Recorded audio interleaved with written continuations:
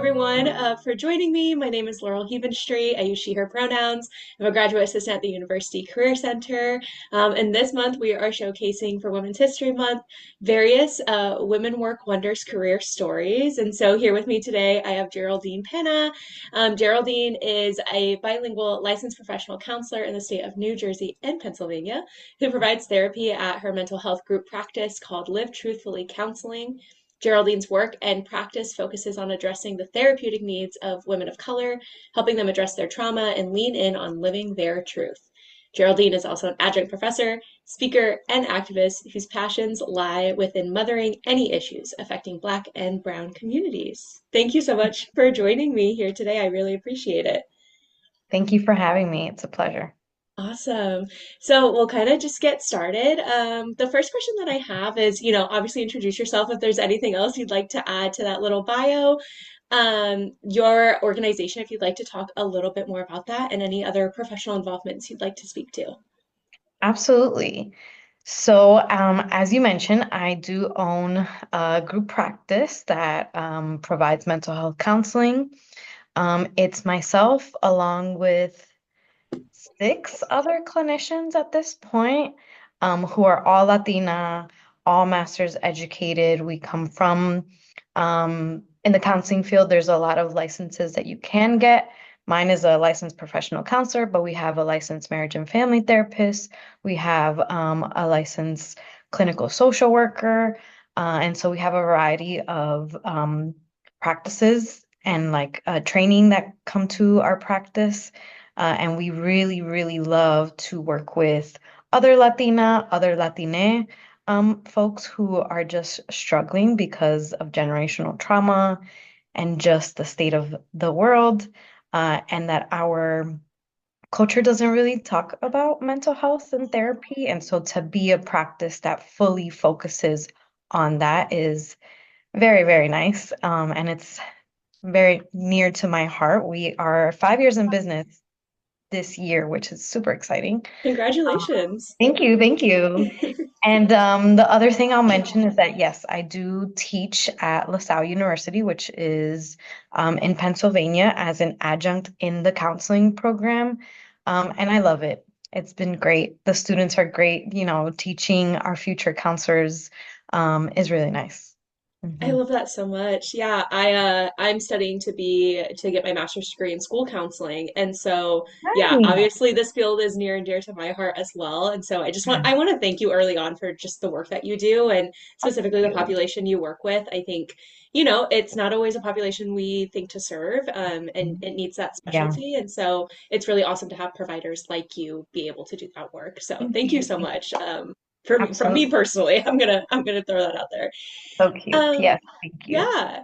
Growing up, like, what did you think your life was going to be like today? And what did that kind of like career journey is what we call it? Like, what did that look like to get here? Yeah, that's such a good question. So, both my parents immigrated here from Dominican Republic.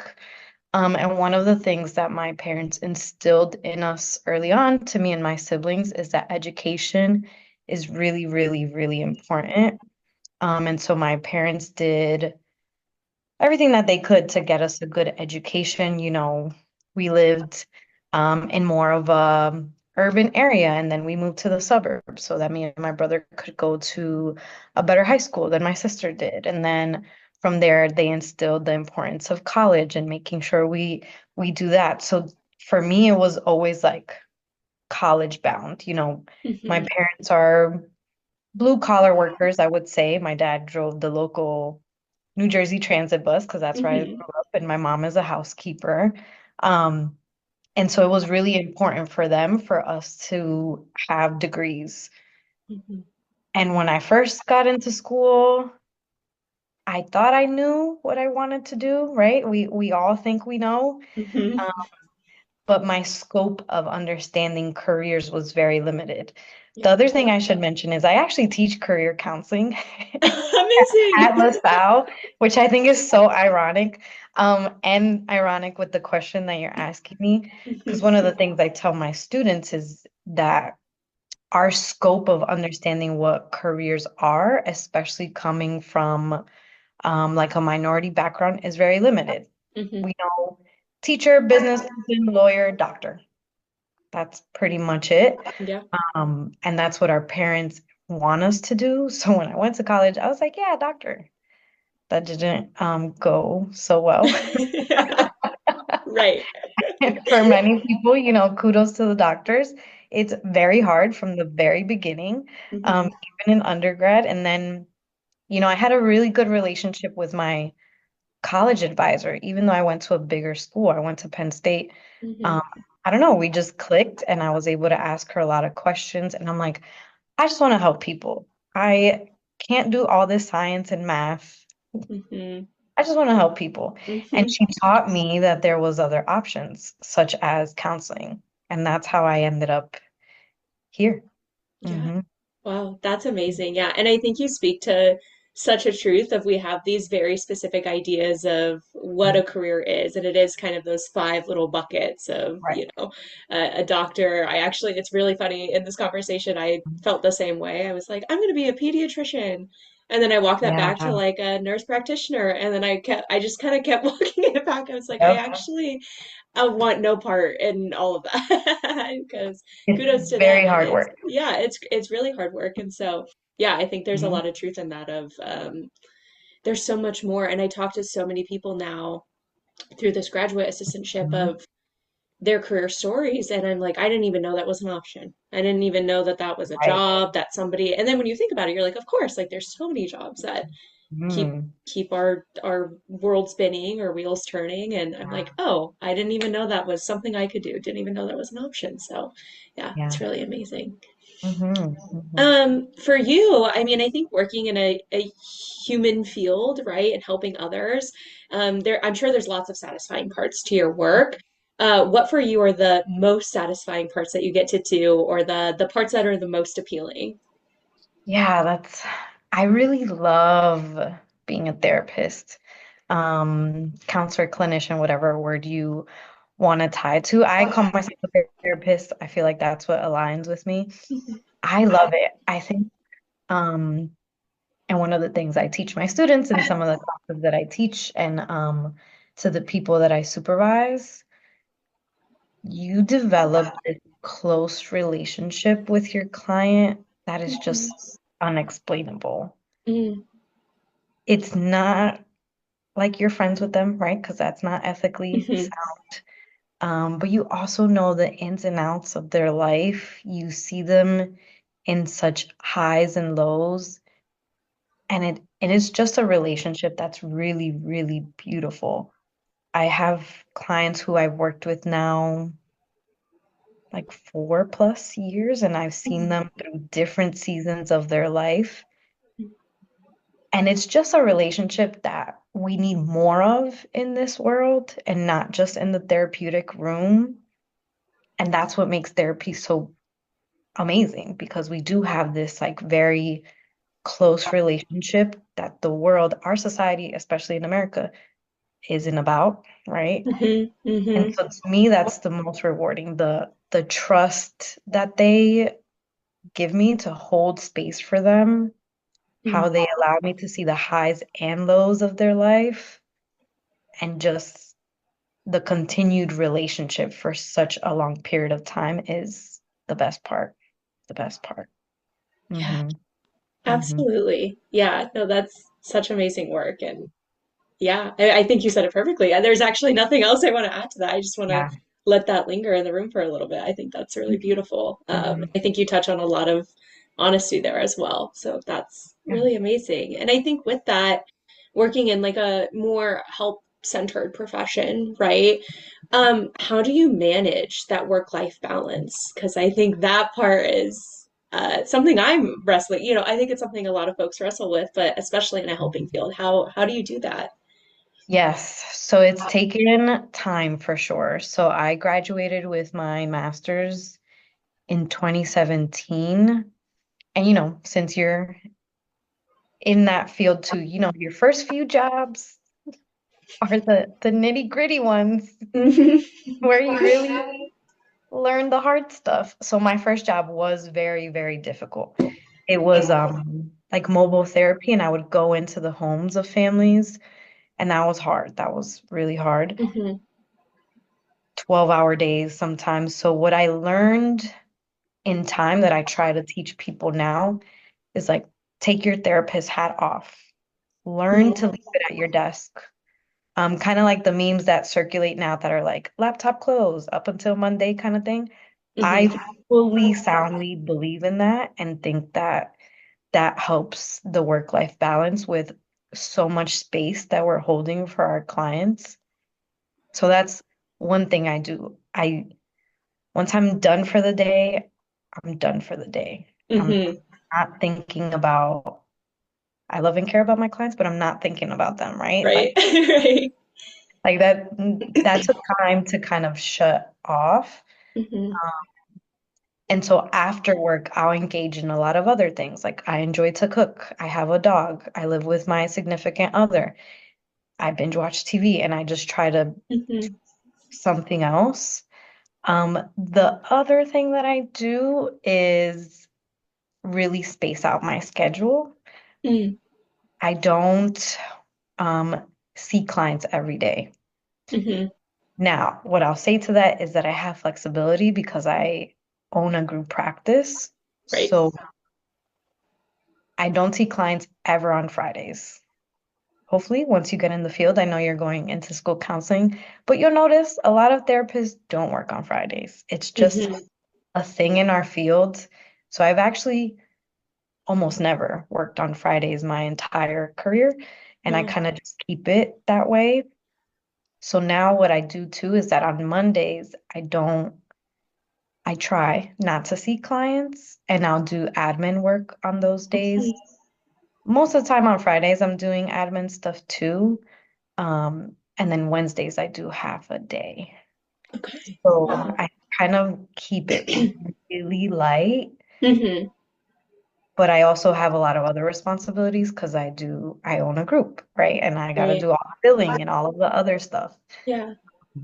So if I didn't own a group, I'd probably still would do 4 days of clients and do 2 long days and 2 short days so that I Hmm. have more of that balance. Um, but that's how I kind of keep that.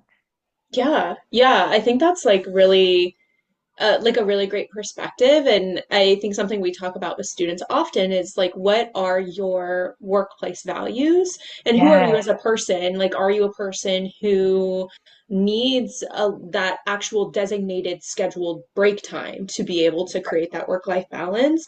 Or are you Mhm. someone who can kind of just distinguish when you're a little tapped out and can create that space, right? Like, and I think that's something we talk with students a lot, that it's not just the job you pick or the major you pick, it's also these other kind of key components that partly you learn over time, like you're saying, right? Like you got to work the first couple jobs to be like, oh, Yeah. that is not going to work. Like, that's not how I want to do this, right? And so, yeah, I think that's like a very interesting of like, and how can you make that work for you, right? Like if you have the flexibility because you own Mhm. this kind of like group practice, or is that something you bring to a job interview? Of what is the flexibility? We talk about interviewing the job places when you go in for the interview, and so how do you ask that question of like, will I have the flexibility to take Mhm. this time off, or if I need to take time off, what does that look like, right? So I think you touch on some really key aspects. Mhm. I think the I wanna ask two more questions, I think, because we're having such a good conversation of what resources or platforms or things did you find the most helpful in your career story thus far, especially like having that group practice, right? Like, Mhm. how did all of that come together with resources? Yes, great question. Maybe people will laugh. Actually, one of my greatest forums is Facebook. I know it sounds funny.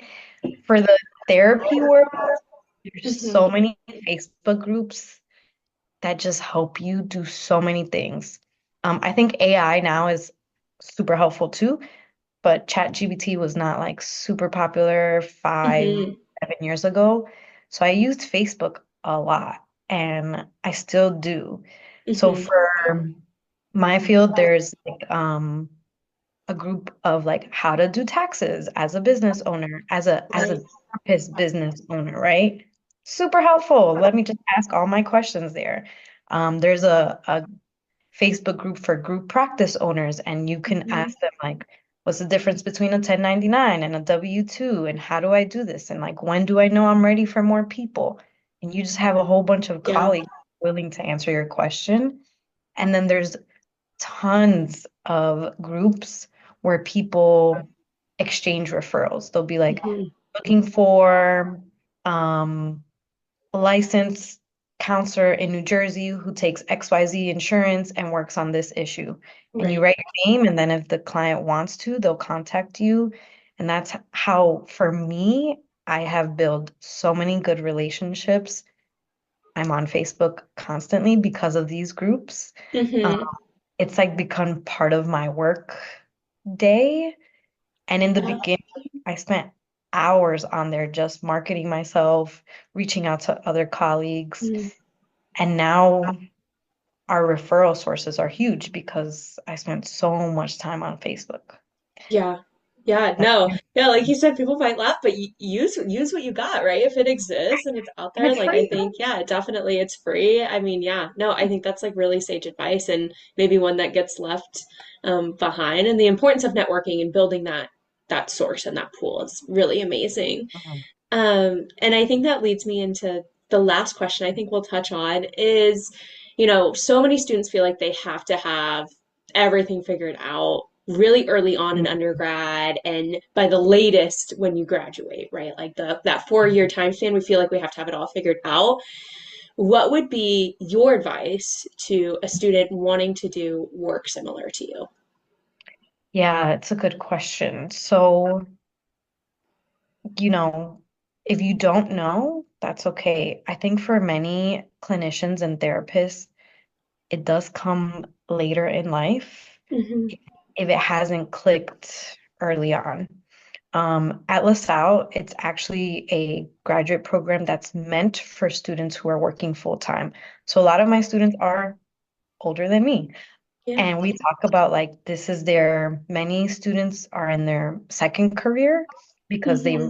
realized halfway through life that their job in XYZ wasn't fulfilling and they wanted to do more of this. And so I would suggest like tap into yourself. You Hmm. know, therapists are feeler doctors, right? So I'm suggesting feel your feelings, Yeah. see what resonates, Mhm. explore what gives you that joy in working. Yeah. And look, this field is hard. Not every day is joyous. There is something that clicks when you do this work that does feel quite fulfilling. So take your time, do a lot of research. If you don't know by the time you're a senior in college, maybe volunteer in some sort of helping way to see if it aligns. Some of my students, they've done grief camps and they realize, you know what, I actually do want to be a therapist. Hmm. Had their own therapy and they're like, wow, I want to help somebody get to where I'm at. Yeah. Um, and so dip your toes in things that might be similar, like volunteer work. Watch some of those shows that are on TV now about therapy and see what comes up. Hmm. Hmm. Mhm. Yeah, yeah, live a little bit of life, see what happens, right? I Yeah. think that's really great. Mhm. Um, so that's all the questions I have, but I always want to give our speakers the opportunity. If there's anything else you'd like to share, anything upcoming that's exciting for you that you'd like to plug, now is Yeah. the floor is yours. Yeah, I think what I'll say is it's okay to be nervous. It's okay to be scared. Um, go for the things that feel good for you. And all of it is a learning process. We never have all of the answers in the beginning when we dive deep into something, and that's okay too. Yeah. Mhm. That's Hmm. amazing. That's great. If you are a student listening to this and you found this conversation helpful, or you'd like to potentially connect with Geraldine and ask some more questions that we didn't cover here today, her contact information will be linked in the description box. So please check that out if you're interested in her group practice, Live Truthfully Counseling. That information will also be in the description box as well. Thank you so much for being here. Thank you.